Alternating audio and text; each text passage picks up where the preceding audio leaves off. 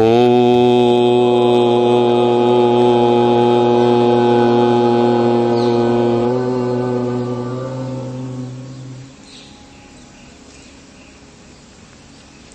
मातृशक्ति धर्म प्रेमी सज्जनों, चाणक्य नीति 41वीं कक्षा।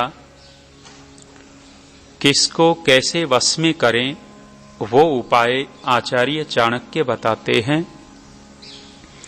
लुब्धम अर्थेन गृह्णीयात् स्तब्धम अंजलि कर्मणा मूर्खम छंदो अनुवृत्तेन यथार्थत्वेन पंडितम। कहा है लोभी व्यक्ति कैसे वश में आ सकता है। लोभी व्यक्ति को वश में करने के लिए कहा है धन के द्वारा, धन देकर के लोभी व्यक्ति अपने वश में हो सकता है।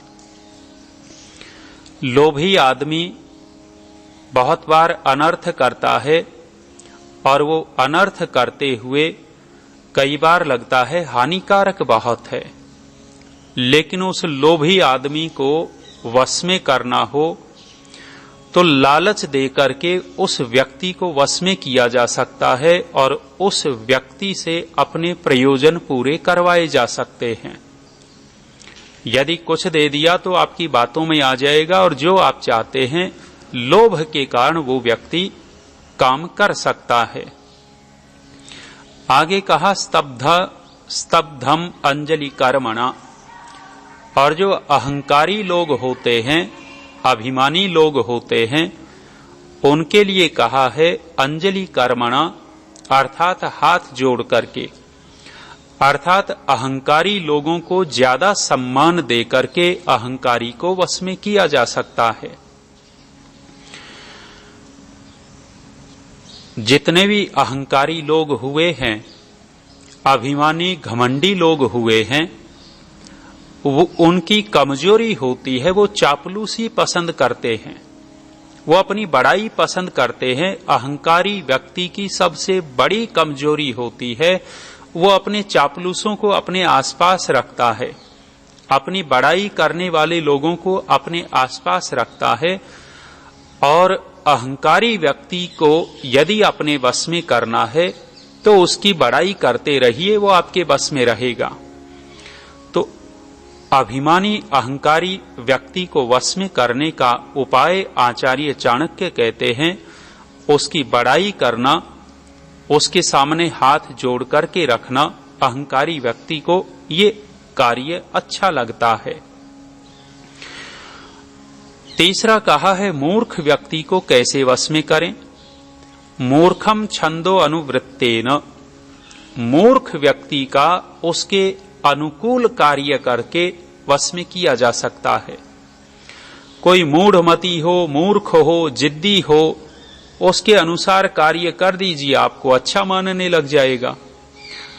और यदि उस मूढ़मती मूर्ख व्यक्ति के अनुकूल कार्य नहीं किया तो आपके लिए वो घातक सिद्ध होगा, शत्रु बन जाएगा।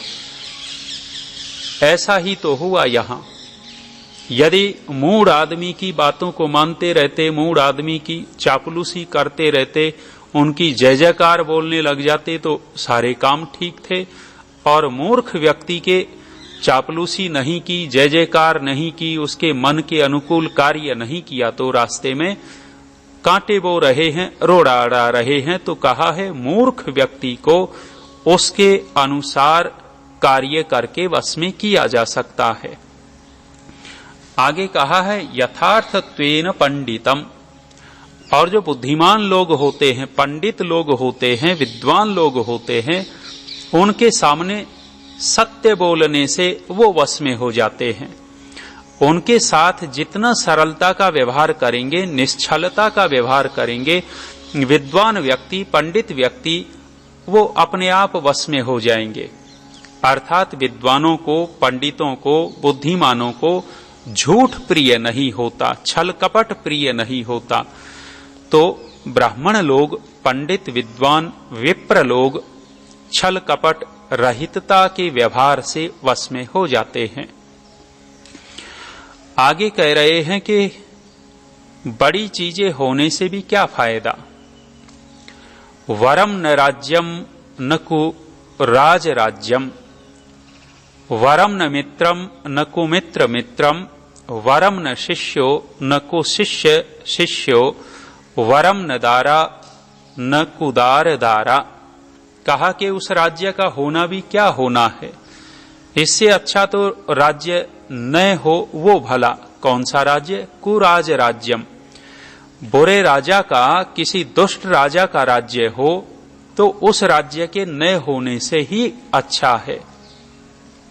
अंग्रेज लोग यहां शासन करते थे, वो राजा बने बैठे थे और प्रत्येक अच्छाई का विरोध करते थे, भारतीय संस्कृति का विरोध करते थे। तो भारत के लोगों ने सोचा था कि इस राज्य से तो इनका राज्य न होना अच्छा है। ऐसे ही कोई अपना ही राजा, अपने देश का राजा दुष्ट हो, गलत हो, तो उसके राज्य न होने से ही लाभ है।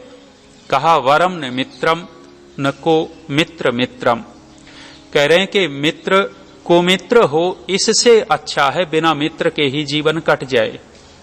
गलत मित्रता हो जाए, गलत सलाहकार हो जाए, गलत आदमी के संपर्क में हो जाए, कह रहे हैं कि इससे अच्छा है कि अकेला ही जीवन जी लेवे। कोमित्र की मित्रता जीवन भर अपने जीवन को नष्ट करती रहेगी, धीरे धीरे खोखला करती रहेगी। और आजकल भी मित्र कैसे हैं? बना तो रखे हैं बहुत सारे मित्र, भले के लिए व्यवहार नहीं करेंगे, कहीं न कहीं हानि करने के लिए व्यवहार करेंगे। मित्रों का व्यवहार देखा, एक मित्र चला आ रहा है, एक हाथ में सेब फल की वो ले रखा है, थैला फल का एक हाथ में है और दूसरे हाथ में सिगरेट पीता हुआ आ रहा है। सामने से यदि कोई मित्र आ गया तो सेब का थैला उसके हाथ में नहीं देगा, सिगरेट उसके हाथ में देगा, ले तू भी पी। ऐसा मित्र किस काम का, जो अच्छी चीज को छिपाता है और बुरी चीज को गले लगाता है, देता है। तो ऐसा मित्र न होना, मित्र के होने से मित्र न होवे वो ज्यादा अच्छा है।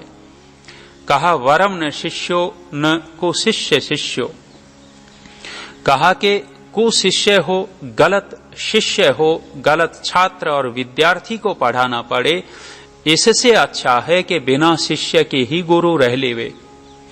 यदि दुष्ट शिष्य आ गया और उसको पढ़ा दिया, वो विद्या का अनर्थ करेगा, विद्या का अपमान करेगा, विद्या का दुरुपयोग करेगा। इसलिए बिना शिष्य के गुरु रह लेवे वो ज्यादा अच्छा है कुशिष्य से। तो यदि आचार्य द्रोण दुर्योधन जैसे को न पढ़ाते तो ज्यादा अच्छा था, दुर्योधन जैसे से दूर रहते तो आचार्य द्रोण को भी फायदा होता। लेकिन राज्य के कर्जदार इतने हो गए कि गलत शिष्य के पक्ष में युद्ध करना पड़ा, अपने बेटे को भी उस युद्ध में झोंकना पड़ा, परिवार और स्वयं नष्ट हुआ। तो गलत शिष्य हो उससे अच्छा है बिना शिष्य के रह लेवे। और कहा वरम न दारा न को दार दारा, कह रहे हैं कि विवाह करना हो और पत्नी आ गई और वो पत्नी दुष्ट है, हर समय दुखी करती रहती है, गलत बोलती रहती है, तो कह रहे हैं कि इससे तो अच्छा है बिना पत्नी के ही जीवन काट लेवे, बिना विवाह किए रह लेवेगा, ज्यादा सुख में होगा। क्यों ऐसा कहा है? आगे आचार्य चाणक्य इसका समाधान कह रहे हैं। कुराज राज्येन कुतः प्रजा सुखम, को मित्र मित्रेण कुतो अस्ति निर्वृत्ति, कुदार दारैश्च कुतो गृहे रतिः, कुशिष्यम अध्यापयतः कुतो यशः। कहा है कुराजा होगा, कुराज्य होगा तो वहां प्रजा को सुख कैसे हो सकता है? प्रजा दुखी रहेगी, इसलिए राज्य ठीक हो। और यदि मित्र अच्छा नहीं हुआ तो मित्र धोखेबाज हुआ तो निर्वृत्ति अर्थात सुख नहीं होगा, आनंद नहीं होगा जीवन में। मित्र के पास जाकर के हम सुख की अनुभूति करते हैं, अपनी सारी बातें मित्र से कर लेते हैं, जो गूढ़ बातें छिपाने वाली बातें भी होती मित्र को बता देते हैं। और यदि दुष्ट मित्र हुआ, धोखेबाज मित्र हुआ, तो हमें ही दुखी करेगा, हमारी ही हानि करेगा। इसलिए कह रहे हैं कि कुमित्र के अपेक्षा मित्र न होवे तो अच्छा। कुदार दारैश्च कुतः गृह रति, और कह रहे हैं कि यदि पत्नी ठीक नहीं है, दुष्ट स्त्री है, भारिया है, तो घर में प्रीति कहां से होगी, प्रेम होगा ही नहीं। आपस में पति पत्नी लड़ेंगे तो बच्चे भी खराब होंगे, परिवार नरक जैसा होगा। और कहा कुशिष्यम अध्यापयतः कुतः यशः, और यदि किसी गलत शिष्य को विद्या दे दी गुरु ने, तो उस गुरु का यश नहीं होगा, अपयश होगा। गुरु की आगे चल करके कीर्ति की हानि होगी। आचार्य चाणक्य कह रहे हैं कि मनुष्यों से तो शिक्षा लेनी ही लेनी चाहिए, लेकिन पशु पक्षियों से भी शिक्षा लेवे। हमारे आचार्य डॉक्टर धर्मवीर जी एक वाक्य जब हम उनसे पढ़ते थे तो बोला करते थे कि बुद्धिमानों के लिए तो पूरा संसार ही अध्यापक है, और मूर्खों के लिए योग्य गुरु भी कुछ नहीं होता। तो यहां कहा है कि हम पशु पक्षियों से भी बहुत सारे गुणों को सीख सकते हैं। लिखा सिंहादेकम बकादेकम शिक्षे चत्वारि कुक्कुटात् वायसात् पंच शिक्षे च षट सुनस्त्रीणि गर्दभात्। कह रहे हैं शेर से एक गुण सीख लेना चाहिए। जो शेर होता है, सिंह होता है, उस सिंह से, शेर से एक गुण सीखें। बकाद एकम, और बगुले से भी एक विशेष गुण सीख लेना चाहिए। चत्वारी कुक्कुटात, और 4 गुण कुक्कुट अर्थात मुर्गे से सीख लेने चाहिए। मुर्गा जो होता है 4 गुण लिए हुए होता है। वायसात पंच, और कौवे से 5 गुण आदमियों को सीख लेने चाहिए। कौवे को दुष्ट प्राणी कहते हैं, ये 5-5 गुण लिए बैठा है। और कबूतर को दाना खिलाते हैं मूर्ख लोग, ये ढीठ है, निर्लज है। देखोगे काम वासना इसके अंदर कितनी भरी पड़ी है, और देखेंगे तो कितना सामने ही कबूतर कबूतरी कैसे मिले रहते हैं, तो लगता है बड़े प्रेम में है, लेकिन कामी कितना है ये। कबूतर जैसे प्राणियों को आज पूरे भारत में दाना खिलाया जा रहा है। चुग्गा डालो इनको, चुग्गा डालो। सबसे निकृष्ट प्राणी लगता है हमें। जहां बैठेगा गंदगी फैलाएगा। और शहरों में तो कितने सारे लोगों के एसी खराब कर दिए इसने। 50-50 हजार रुपए के एसी तिनके डालता रहता है, उस एसी के अंदर खराब हो जाते हैं। तो निकृष्ट प्राणी ये कौवा भी इससे तो अच्छा 5-5 गुण लिए बैठा है। और कहा सट सुनो, 6 गुण कुत्ते से सीख लेने चाहिए। कुत्ते को भी निकृष्ट कहते हैं, लेकिन 6 गुण लिए बैठा है। और त्रीणी गर्द भात, 3 गुण गधे से सीख लेवे। गधा दुनिया का मूर्ख प्राणी प्रसिद्ध हो गया, लेकिन इस गधे में भी 3-3 विशेषताएं हैं। वो कौन कौन सी विशेषताएं हैं आचार्य चाणक्य आगे बताएंगे एक एक का। 2 श्लोक बीच में उनकी विशेषता को छोड़ करके आगे कह रहे हैं। एक नहीं, इनकी विशेषता ही शुरू हो गई। शेर से कौन सा गुण सीखें?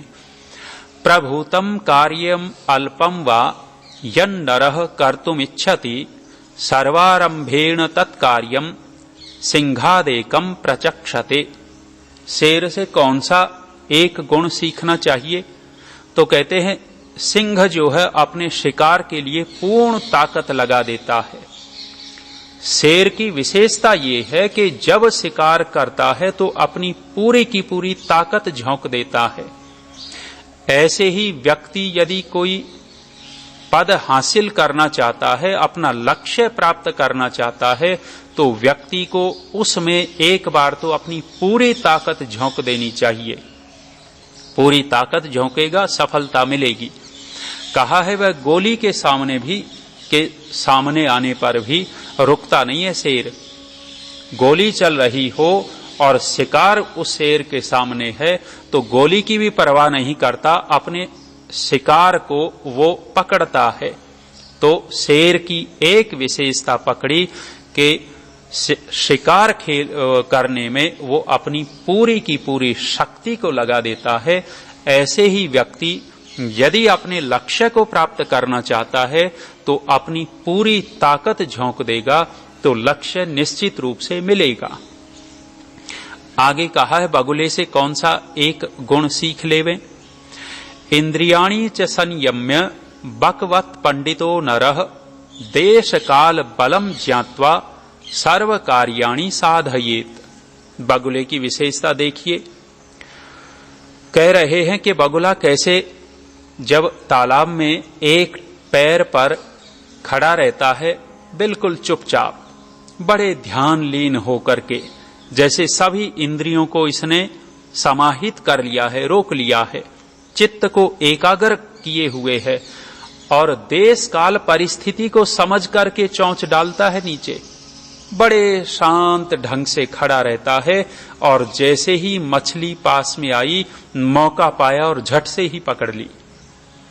बगुले की विशेषता। तो कह रहे हैं बुद्धिमान मनुष्य को भी यही चाहिए कि अपनी इंद्रियों को वश में करे, चित्त को एकाग्र करके, देश काल और परिस्थिति को जान करके, अपने बल सामर्थ्य को जान करके कार्य सिद्ध करे। वहां पंपा सरोवर में जब बहुत सारे फूल खिले हुए थे, श्री रामचंद्र जी माता सीता की खोज में निकले हुए थे। उस समय सुंदर सा दृश्य था। एक बगुला तालाब में खड़ा हुआ था, बड़े ध्यानावस्थित होकर के। तो लक्ष्मण ने रामचंद्र जी को कहा था कि भाई राम, देखो तो बगुले को। पश्य वो लक्ष्मण पंपायाम बकः परम धार्मिकः मंदम मंदम पदम धत्ते जीवानाम वध शंकया। लक्ष्मण को कहा रामचंद्र जी ने। रामचंद्र जी कह रहे हैं कि लक्ष्मण देखना इस बगुले को, कितना शरीफ है, कितना साधु है, कितना अच्छे ढंग से खड़ा है और परम धार्मिक मुझे लगता है। मंदम मंदम पदम धत्ते, धीरे धीरे पैरों को भी रख रहा है। इसको लगता है कि कोई जीव की हत्या न हो जाए। ये बात जब रामचंद्र जी ने लक्ष्मण को कही तो एक मछली अचानक निकली और रामचंद्र जी को कहती है कि तुम इसकी प्रशंसा करते हो। अहो बकः प्रशंसते राम येन अहम निष्कुलीकृतः सहवासी विजानीयात चरित्रम सहवासी नाम। वो मछली कहती है कि राम तुम इसकी प्रशंसा करते हो, ये तो मेरे पूरे परिवार को चट कर गया। अब मेरे ऊपर मौका देख रहा है कब ये फंसे। कह रही है कि तुम दूर रहते हो और मैं इसी तालाब में रहती हूं। जो पास में रहता है वो ही एक दूसरे के गुण दोषों को जानता है, दूर रहने वाला नहीं जानता। तो ये एक एक बातें सिंह और बगुले की कही। चार कुक्कुट से कौन सी बातें सीखनी है वो फिर चर्चा करेंगे। आज इतना।